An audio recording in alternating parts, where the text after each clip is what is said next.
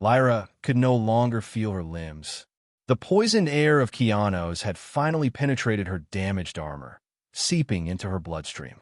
She lay broken among the ruins, just another fragment of forgotten civilization on this desolate world.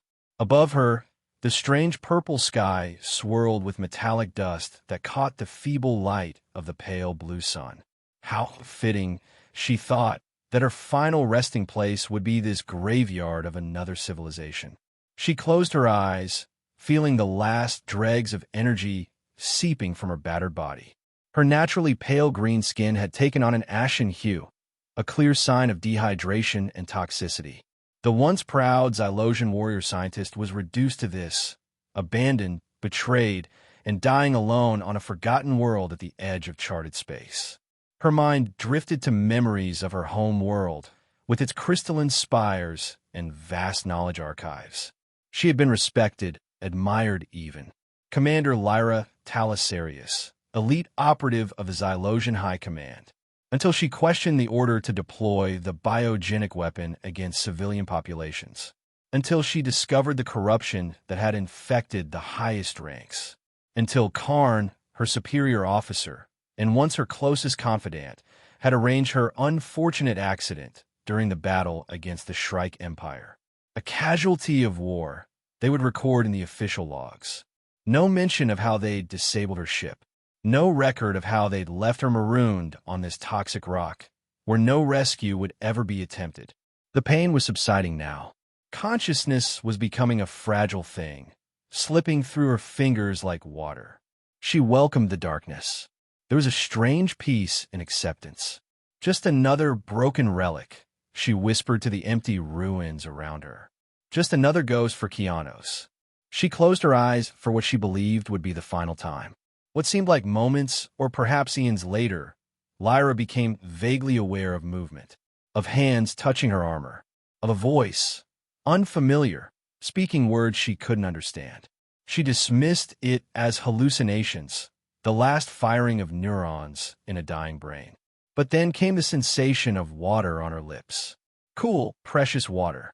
Her body responded instinctively, drawing in the life-giving moisture before her mind could process what was happening. With tremendous effort, she forced her eyes open and found herself looking into the face of a human. Humans, the bipedal mammals from the Outer Rim. She had studied their kind, but had never encountered one in person. This specimen had weathered skin the color of pale earth, eyes like the stormy seas of her homeworld, and a face framed by unkempt dark hair. His features were contorted with concern for her, a dying alien. Impossible. She must be hallucinating after all. The human spoke again, his words unintelligible but his tone gentle. He lifted her head slightly, offering more water from a battered canteen. She drank greedily, despite herself. When he laid her back down, she found enough strength to speak a single word in the universal trade language many spacefaring species shared. Why? The human's eyes widened in recognition of the language. He replied haltingly, his accent thick but understandable. Because you're alive. And on Keanos, that's rare enough to be worth saving. Kale had been alone for 74 days. Not that the days on Keanos meant much. The dim blue sun barely distinguished night from day, and the atmosphere was thin enough that stars were visible at all hours. Still, he marked each cycle meticulously on the wall of the cave he'd converted into shelter, a ritual to maintain his sanity as much as to track time. 74 days since the Kartian raiders had shot down his team's scout ship. 74 days since he'd pulled himself from the wreckage, the only survivor. 74 days of scavenging, jerry-rigging equipment, and fighting to survive in this hell's cape that had once been someone's home. The ruins told a story of a civilization that had reached great heights before falling. Kale had found technology he couldn't begin to comprehend, integrated with architecture that spoke of mathematical precision and artistic beauty. All dust now, all empty. He'd been searching for water when he found her, the alien. She lay crumpled among the ruins like a discarded doll, her once sleek armor cracked and failing. Her skin was a pale green that had faded to an unhealthy gray. He recognized her species immediately. Xylosians were known throughout the galaxy, though relations with Earth had been distant and sometimes tense. He should have walked away. There was barely enough water for himself. His supplies were critically low.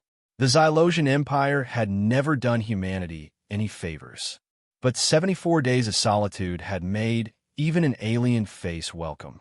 And something about her, defenseless, abandoned, struck a chord. He remembered the faces of his team as their ship went down. He remembered being the only one to walk away. So he knelt beside her, applied what rudimentary first aid he could from his medkit, and shared his precious water.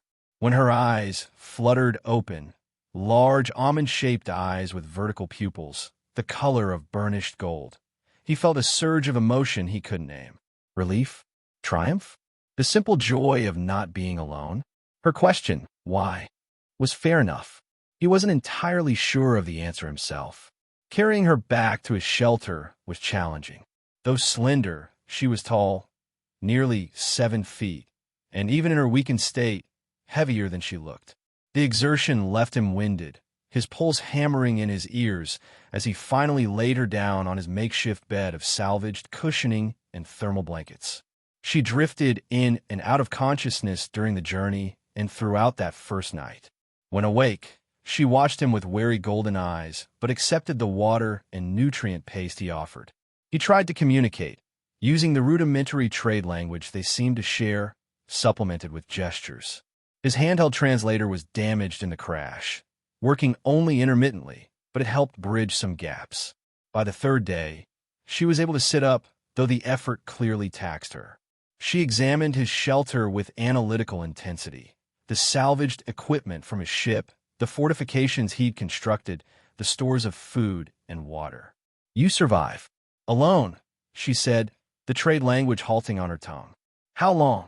77 days, he replied, having added to his wall markings. She absorbed this information with a slight tilt of her head. Impressive, for a human.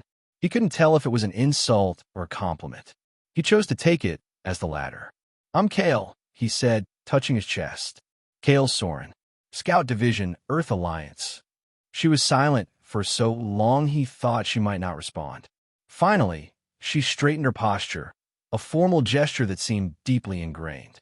"Lyra Talisarius, Commander, 5th Xylosian Expeditionary Force." Her voice grew quieter. "Former Commander." There was a wealth of story in that simple correction. Kale didn't press. They were both castaways now, their former ranks as meaningless as the dust outside. That night, as they shared a meager meal of reconstituted rations and edible local flora Kale had discovered, the first storm hit. On Keanos, storms weren't water, they were metal. The winds whipped up the fine metallic dust that covered the planet's surface, turning it into a scouring, deadly force that could strip flesh from bone. The shriek of the wind and the tinkling, deadly patter of metal against stone filled the cave. Lyra tensed, her hand instinctively reaching for a weapon that wasn't there. "It's okay," Kale reassured her, though the storm was particularly fierce. "The cave is secure. I've weathered dozens of these." She didn't seem convinced, her eyes darting to the reinforced entrance he constructed from ship debris and local stone. A particularly strong gust caused the barricade to creak ominously. Without discussion, they moved to shore it up together, Kale pushing against the makeshift door, while Lyra, still weak but determined, braced it with additional supports. They worked in silent coordination, anticipating each other's moves with surprising efficiency. When the barrier was secure, they sat side by side, backs against the wall, listening to the storm's fury. "The settlers must have built underground," Lyra said after a while. "No surface structure could withstand these conditions long-term." Kale nodded. "I've found entrances to deeper complexes, but many have collapsed. I haven't ventured far, too risky alone." She turned to look at him, her golden eyes reflecting the dim light of his improvised lamp. "You're not alone now." It was the first acknowledgement that they were in this together, at least for the time being. Something shifted between them in that moment. Not trust, not yet, but perhaps the foundation for it. As the days passed, Lyra regained her strength. She moved with increasing confidence, helping with the daily tasks of survival. Her technical knowledge proved invaluable. She understood certain aspects of the ancient technology they scavenged that baffled Kale. He, in turn, shared his knowledge of the local terrain, the safe paths, the edible plants he'd discovered through cautious trial and error. Their communication improved. The translator functioned better with Lyra's adjustments, and they both made efforts to learn more of each other's languages. Their conversations remained practical at first, focused on immediate needs and plans. The breakthrough came unexpectedly during a joint expedition to a newly discovered section of ruins. They had ventured deeper than before, following a corridor that showed signs of advanced technology still partially functioning. The air was stale but breathable, with strange bioluminescent growths providing eerie blue-green illumination.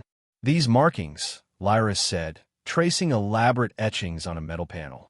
They're similar to mathematical concepts in early Xylosian science. Universal patterns. Her voice trailed off as the panel responded to her touch, illuminating with a soft glow. A holographic display flickered to life, unstable, degraded by time, but still functioning.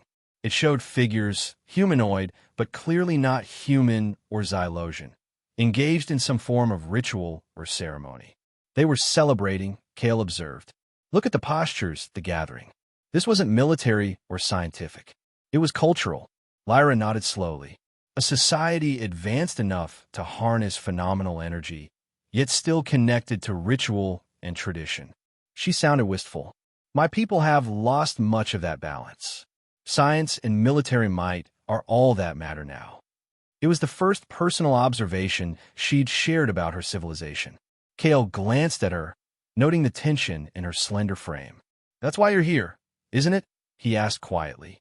You challenged the established order somehow. She stiffened, then slowly relaxed. My unit was ordered to deploy a biogenic weapon against a Shrike colony. There were civilians, children. Her voice hardened. I refused. Then I discovered the order came not from military necessity, but from private interests wanting to test the weapon's efficacy. Kale felt a chill that had nothing to do with the underground temperature. You were betrayed. By my superior officer. By my... She hesitated, searching for the word. My mate, in your terminology. Karn and I were bonded for 7 cycles. Her laugh was bitter. He disabled my ship himself during battle. Left me to die where no questions would be asked. The revelation hung in the air between them. Kale felt an unexpected surge of anger on her behalf. My team was betrayed too, he found himself saying. We were told this was an uninhabited system, just a routine survey mission. But someone knew the Kartian raiders would be here. Someone wanted whatever technology remains on Keanos, and we were the expendable advance party. He rarely spoke of his suspicions, having no proof beyond the unlikely coincidence of the attack and the raiders' precise knowledge of their route. Saying it aloud made it more real, more painful. Lyra's golden eyes studied him with new understanding. We are both casualties of those who value power above honor. In the pale glow of the ancient hologram, they recognized a fundamental truth. Despite their different species, different worlds, different biologies, they had been wounded in the same way. Betrayed by those they trusted. Abandoned to die for asking questions that threatened someone's agenda. That night, back in the cave, the silence between them was different, comfortable rather than cautious. They sat closer to each other than before, sharing warmth against the perpetual chill of Keanos. Tell me about Earth, Lyra requested, her voice soft in the dimness. Kale found himself describing the oceans of his home world, the forests where he'd grown up, the crowded, vibrant cities. He spoke of family traditions, of music and art, of the small joys and petty concerns that made up a normal human life. Things he'd never thought he'd miss so desperately. In turn, Lyra described Xylos, a world of crystal formations and carefully cultivated gardens, where architecture and nature blended seamlessly. She spoke of the knowledge repositories, vast archives of science and history that every Xylosian contributed to throughout their lives. She described the ceremonial importance of color in their society, the subtle meanings conveyed through hue and shade that no translator could adequately capture. "I always wanted to see the galaxies," she confessed. "Not as a warrior or even a scientist, but simply as an explorer. To witness the diversity of life, of thought." She gestured to the cave around them with a wry smile. "I suppose I got my wish in a perverse way." Kale laughed, a genuine laugh that surprised them both. "Not exactly the grand tour you had in mind." Her answering smile transformed her face, softening its alien angles. "The company has certain compensations." The moment hung between them, fragile, unexpected. Kale felt a tightness in his chest that had nothing to do with Keanos' thin atmosphere. "We should rest," he said finally. "Tomorrow we'll explore the Eastern Complex." But sleep came slowly that night, his thoughts filled with golden eyes and the strange harmony of an alien voice. Their explorations grew more ambitious as Lyra's strength returned fully. They ventured deeper into the ruins, mapping the underground complexes, recovering technology and data where possible. Each discovery revealed more about the vanished civilization, a people who had reached incredible technological heights but had ultimately succumbed to some catastrophe. It was war, Lyra concluded one evening, after they'd spent the day deciphering corrupted data files, not with outside forces, but among themselves, factions within their own society. Kale nodded grimly. They developed weapons they couldn't control. Sounds familiar, doesn't it? The parallels to their own civilizations were uncomfortably clear. Both Earth and Xylos balanced on similar precipices, with war and factional interests threatening to overwhelm reason and compassion. Their most significant discovery came nearly 3 months after Lyra's arrival. Deep within the central complex, they found a small spacecraft, damaged but potentially reparable. It wasn't of the same design as the ruins.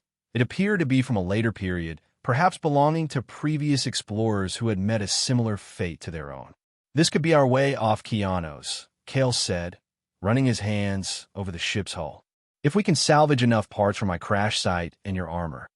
"The navigation system is intact," Lyra confirmed, her slender fingers dancing over ancient controls. "And the power core is functional, just dormant." Her golden eyes met his, bright with something he hadn't seen before, hope. "We can do this, Kale." They worked tirelessly on the ship, scavenging parts, making repairs, and combining their technical knowledge. The task gave them renewed purpose. They spoke of potential destinations, neutral stations or colonies where neither Xylosians nor humans would ask too many questions, places where they might find safety, at least temporarily. They didn't speak of separation, of returning to their respective worlds. That possibility hung unacknowledged between them, growing more uncomfortable as the ship neared completion. As they worked, their coordination became almost seamless. Lyra would reach for a tool only to find Kale already handing it to her. He would encounter a technical problem and turn to find her already working on a solution. They moved in each other's spaces with comfortable familiarity, the alliness of her form becoming simply Lyra, her tall, slender grace, her 6-fingered hands with their remarkable dexterity, the subtle color changes in her skin that he'd learned to read as emotional indicators. He caught her watching him sometimes, with an expression he couldn't quite decipher. Curiosity? Analysis? Something more? He found himself wondering about Xylosian concepts of attraction, of connection. Were such things even possible across species? The question both troubled and intrigued him. The answer came unexpectedly, on a rare, clear night when the dust storms had temporarily abated. They had ventured to the surface to test the ship's external communications array. The purple sky above was unusually clear, stars visible with extraordinary clarity through the thin atmosphere. "Those are my stars," Lyra said softly, pointing to a distant cluster. "Somewhere in that direction is Xylos." Kale looked up, then back to her face, illuminated in the starlight. Her skin had a silvery quality in this light, her eyes reflecting the cosmos above them. "Will you go back?" he asked, the question he'd been avoiding for weeks. She was silent for a long moment. "To what purpose?" To die for real this time? To be silenced permanently? She shook her head. Karn and his allies will have secured their positions by now. There is no justice waiting for me there. You could clear your name. Find others who think as you do. Perhaps. She turned to face him fully. And you? Will you return to Earth? Report the betrayal you suspect. It was his turn to consider. I have no proof. Just the word of a sole survivor with a story that sounds like trauma-induced paranoia. He sighed. Besides, whoever arranged our accident would ensure I never reached anyone who would listen. The truth of their situation settled around them like the fine dust that covered everything on Keanos. They were not just castaways, they were exiles. People whose return would be inconvenient for those in power. So we run, she said simply. We find somewhere new. He repeated, the word carrying weight. Her six-fingered hand reached out, hesitant, then gently touched his face. The contact sent an electric sensation through him. Her skin cooler than human temperature, smoother, but the gesture unmistakably tender. Is that not what we have been planning? She asked, her voice carrying an unfamiliar note of uncertainty. Or did you imagine we would part ways once we left this place? I didn't dare imagine, he admitted. I didn't know if you would want, if Xylosians even consider. She made a sound, part laugh, part sigh. We're not so different in our core needs, Kale Soren. Companionship, understanding, acceptance. Her hand remained on his cheek. I have found those things here, in the most unlikely place, with the most unlikely being. He covered her hand with his own, marveling at the difference in form, yet similarity in intention. I stopped seeing you as alien weeks ago. You're just Lyra to me now. The kiss that followed was tentative, exploratory, a bridge crossed with equal parts courage and wonder. Her lips were cool against his, the sensation foreign, yet somehow right. When they parted, her skin had taken on a deeper hue that he recognized as her species' equivalent of a blush. That was not unpleasant, she said, her formal tone belied by the warmth in her eyes. Kale laughed. High praise indeed. Their newfound closeness added urgency to their work on the ship. The future now held possibilities that made escape from Keanos all the more imperative. They worked longer hours, took more risks in their scavenging expeditions, pushed themselves harder. It was during one such expedition that they detected the first signals. Lyra noticed it on the scanner they'd cobbled together, a regular pattern of energy pulses from the planet's far side. Automated, Kale suggested hopefully. Lyra shook her head, her expression grave. Too irregular. Too adaptive. These are directed scans, searching for something. Her golden eyes met his. For someone. They abandoned their scavenging and retreated to their cave, discussing possibilities in hushed tones despite being far from any potential listeners. Xylosian, Kale asked. Possibly, if they discovered I survived somehow. She frowned. It could be whoever targeted your team, returning to salvage technology. Or something else entirely, Kale added. This planet has been a crossroads for too many species to count. Whoever the newcomers were, their presence changed everything. The ship was nearly ready, but not quite. They needed more time they might not have. The signals grew stronger over the next few days. Using their scanner, they determined that a vessel, large, heavily powered, was systematically searching the planet, focusing on the ruins. Their cave shelter, once a haven, now felt like a trap. We need to move, Lyra decided on the 5th day since detecting the signals. Take what we can carry. Finish the repairs at the ship's location. We're too exposed here. Kale agreed.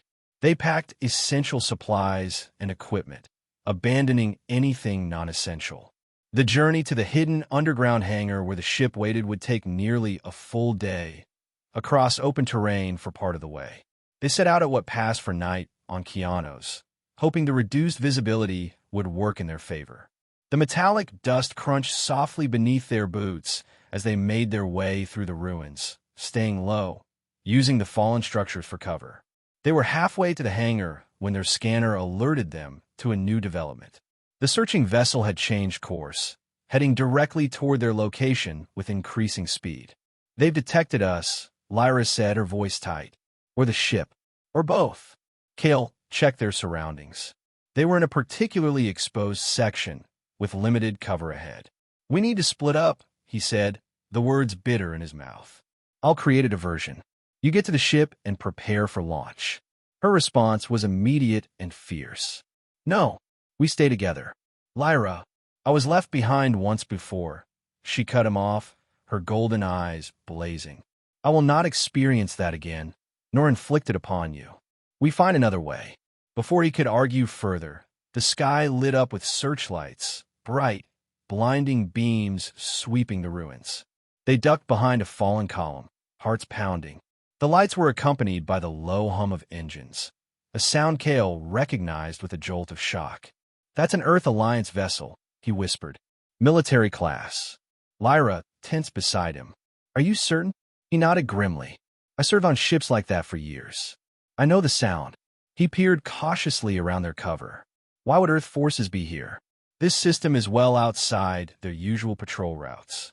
The answer suggested itself with chilling clarity. They were looking for him. Or rather, for what he might have discovered on Keanos. The same people who had arranged his team's accident had come to ensure there were no survivors to tell the tale. We need to reach the ship, Lyra said, her tactical mind working quickly. The northeastern passage. It's longer, but provides more cover. They changed course, moving through the darkness with renewed urgency. The scanner showed the Earth vessel continuing its search pattern, methodically covering the area. They stayed just ahead of it, using the ruins and their knowledge of the terrain to their advantage. The entrance to the underground passage was concealed beneath debris, a narrow opening that led to a steep descent. They squeezed through, Lyra's slender form having an easier time than Kale's broader shoulders. Once inside, they moved as quickly as they dared through the ancient corridors. They had nearly reached the hangar when they heard voices echoing from ahead. Human voices speaking standard Earth dialect. A team had found another entrance to the complex. Trapped between pursuers and their only escape route, they pressed themselves into a recessed doorway, holding their breath as footsteps approached.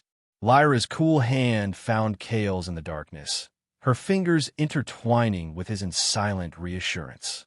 The patrol passed within meters of their hiding place. 4 soldiers in Earth Alliance armor, weapons drawn. Their helmet lights swept the corridor, the beams coming perilously close. This place gives me the creeps, one soldier muttered. Why are we even here?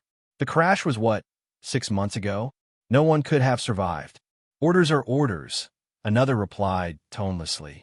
Command wants confirmation of 0 survivors and recovery of any tech, especially after that energy signature they detected. The patrol moved on, their voices fading into the distance. Kale and Lyra exchanged glances. Their partially repaired ship must have emitted energy when they tested the systems, alerting the Earth forces. We need a new plan, Kale whispered. They're between us and the ship.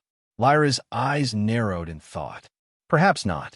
There's a maintenance shaft we discovered. It runs parallel to the main corridor. It might bypass them. It was a desperate gamble, but they had no better options. They backtracked to find the narrow shaft, barely wide enough for Kale to squeeze through. They crawled in darkness, guided only by memory and Lyra's natural ability to see better in low light. After what felt like hours of claustrophobic progress, they emerged into the hangar from a ventilation grate. The small ship sat where they'd left it, its repairs nearly complete. And, miraculously, no Earth forces were present, yet. We need to hurry, Kale said, rushing to the ship's entry hatch. They'll check here eventually. They worked with frantic efficiency, completing the final connections, priming the engines. Every sound echoed alarmingly in the vast hangar, each metallic clink or hum of equipment testing their nerves. The ship's systems came online with a software that seemed deafening in the tense silence. Lights flickered across the control panel as Lyra initiated the pre-launch sequence. 5 minutes to minimum launch capacity, she reported, her fingers dancing across the controls. We won't have full power or all systems, but enough to break orbit. Kale nodded, securing their supplies. That's all we need. Just enough to. The hangar doors slid open with a grinding screech. Light flooded the space as a squad of Earth Alliance soldiers poured in, weapons raised. "Step away from the vessel," a commanding voice ordered. "Hand where we can see them." Kale froze, then slowly raised his hands. Beside him, Lyra did the same, her golden eyes calculating, seeking any advantage. The squad leader advanced, his face hidden behind a tactical helmet. "Identify yourselves." Kale stepped forward slightly, keeping himself partially between the soldiers and Lyra. Scout Engineer Kale Soren, Earth Alliance Scout Division. Sole survivor of the Keanos survey mission. The squad leader paused, then removed his helmet. The face beneath was young but hard, eyes cold with purpose. "Soren, you're the reason we're on this rock." He glanced at Lyra, his expression darkening. "Fraternizing with an enemy combatant? That's treason." "She's not an enemy," Kale replied evenly. "And I think we both know my mission wasn't what it seemed." "Who sent you? Galtech Industries? The same people who arranged for our accident?" A flicker of something, surprise, confirmation, crossed the officer's face. "You're confused, Soren. Traumatized. We're here to bring you home." "And her?" Kale challenged. "What are your orders regarding any local inhabitants you might find?" The officer's silence was answer enough. Behind them, the ship's systems continued their startup sequence. 3 minutes remained. "You have orders to eliminate all witnesses," Lyra stated calmly, "to ensure whatever secrets Keanos holds remain available only to certain interests." The officer's jaw tightened. "That creature doesn't leave this planet. Neither does anyone who's been contaminated by contact with it. Those are my orders." He raised his weapon. "I'm sorry, Soren. Stand aside." Kale didn't move. "She has a name. Commander Lyra Talisarius. And she saved my life." 2 minutes to launch, Lyra said quietly in their shared trade language. The hangar doors. Kale understood immediately. The ancient planetary defense systems they'd discovered, the ones that had likely shot down previous visitors. If they could activate them, this planet destroyed one civilization, he said loudly, drawing the officer's attention. Its defenses are still active. The doors opening triggered them. On cue, Lyra slammed her hand down on a control panel they'd integrated from her armor. The lights in the hangar flickered ominously. Ancient machinery groaned to life somewhere deep below. It was a bluff, a desperate one. The defense systems were long dead. But the soldiers didn't know that. Several looked around nervously as the groaning increased. "Get to the ship," the officer ordered his squad. "Secure it. Now." In the moment of confusion, Kale and Lyra made their move. They ducked behind the ship's landing gear as weapons fire erupted. Scrambling up the entry ramp, they sealed the hatch behind them. 1 minute, Lyra announced, rushing to the controls. "External power is fluctuating." Kale strapped himself into the co-pilot seat. "The auxiliary cells should compensate. Can we blast through the hangar doors if they close them?" "We won't need to." Lyra's hands flew over the controls. Engaging emergency launch protocol. The ship's engines roared to life, far louder than they'd intended for their original stealth departure. The vessel shuddered violently as systems designed to work in harmony were forced into premature action. Outside, the soldiers scattered as the ship lifted off the hangar floor, hovering unsteadily. Weapons fire pinged off the hull. Annoying but not dangerous, given the ship's ancient but effective shielding. "Brace yourself," Lyra warned as she pushed the engines to their limit. The ship surged forward, through the hangar doors and into the open air of Keanos. Alarms blared throughout the cockpit, warnings about uneven power distribution, incomplete system checks, dangerous acceleration rates. They ignored them all, climbing steeply into the purple atmosphere. Behind them, the Earth Alliance vessel was scrambling to launch, but they had precious minutes of head start. Minutes they desperately needed, given their ship's compromised state. Approaching upper atmosphere, Lyra reported, her voice steady despite the violent shaking of the ship around them. "Prepare for space transition." Kale checked the navigation systems. "Course set for the Barren Reach. It's a neutral zone, no extradition, no questions asked." We can make repairs there, decide our next move. Their eyes met briefly across the cockpit. Human and Xylosian, united in exile, in defiance, in something deeper than either had expected to find. The final climb through Keanos' atmosphere was brutal. The ship groaned under stresses it wasn't quite ready to endure. But it held together, propelled as much by their desperation as by its straining engines. Then, suddenly they were in space. The violent shaking subsided as they left the atmosphere behind. Through the view screen, Keanos receded. A purple-hued orb against the blackness of space, beautiful and terrible in equal measure. They're launching, Kale noted, watching the scanner. But they'll need time to achieve pursuit velocity. If we can make the jump to faster than light now. Lyra shook her head. The FTL drive needs another 7 minutes to stabilize. We push it now, we risk a catastrophic failure. 7 minutes. They might as well be an eternity. The Earth vessel would be within weapons range in 5. Options. Kale asked, his mind racing through scenarios. Lyra studied the star chart, her expression intense. The asteroid field at the system's edge. Dense enough to give us cover, dangerous enough to make them cautious. It was risky, threading through an asteroid field in a barely functional ship, but their alternatives were capture or destruction. Kale altered their course, pushing the engines to their limit as they raced toward the distant field of floating rock and ice. They reached the outskirts of the asteroid field with the Earth vessel closing fast.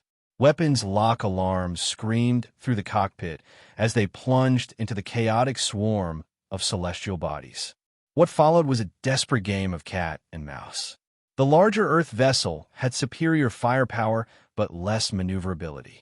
Kale and Lyra used this to their advantage, weaving through gaps barely wider than their ship, using larger asteroids as shields against occasional weapons fire. FTL drive at 90%, Lyra announced as they ducked behind a particularly massive asteroid. 2 more minutes. On the scanner, the Earth vessel had slowed its pursuit, forced to navigate the dangerous field with more caution. But they remained determined, gradually closing the distance. We need more time, Kale muttered, eyeing the closing gap. Lyra's expression was resolute. Then we make time. She adjusted their course, heading toward a particularly dense cluster of asteroids. Remember that gravitational anomaly we detected during our tests? The one that seemed to affect energy readings? Kale's eyes widened as he understood. We could use it to mask our energy signature while the FTL drive finishes charging. Precisely, Lyra confirmed, her hands moving with practiced precision over the controls. But it will be close. Very close. They dove deeper into the cluster, where asteroids spun and collided in unpredictable patterns. The ship shuddered as smaller debris impacted their shields. Behind them, the Earth vessel hesitated, then continued its pursuit more cautiously. Entering the anomaly zone now, Lyra announced as their instruments began to fluctuate wildly, energy readings becoming unstable. The sensation was unsettling, a subtle distortion that affected not just the ship but their own perceptions. Colors seemed to shift, sounds echoed strangely. Kale's skin prickled with a sensation like static electricity. FTL at 98%, he reported, fighting through the disorientation. Almost there. On the scanner, their pursuer's signal grew erratic, then faded entirely. Either they'd fallen back or the anomaly was interfering with sensors.